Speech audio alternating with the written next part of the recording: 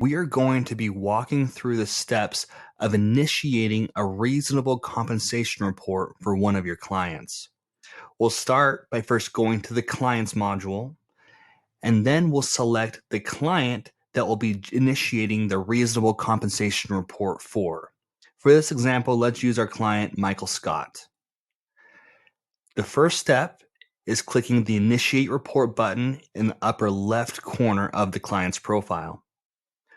Once you've done this, you'll be asked the purpose of the report. If you'd like to learn more about what each of these means, simply hover over this Learn More feature, and you'll get a great description of what each option means. For this example, let's go ahead and run a tax compliance for S-Corps. We'll then be asked which approach we would like to use. The question that will determine whether or not you use the cost approach is, does my client wear multiple hats or perform multiple tasks within the company? If they do, you'll use the cost approach.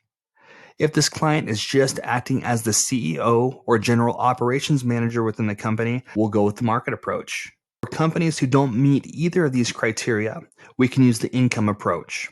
The income approach uses the fair market value of your company and the growth of the company to determine the reasonable compensation of the shareholder. We'll then select the year we would like to run this report for, and then we'll specify whether or not we want our clients to see the report when they complete the reasonable compensation interview. Keep in mind that this is a premium feature, and for this example, let's go ahead and click No. We don't want the client to see it until we do. And then we click this Initiate Report button.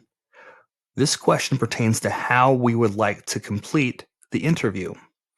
The first option at the top allows us to send an email to the customer from the RCReports platform with a link to the actual interview.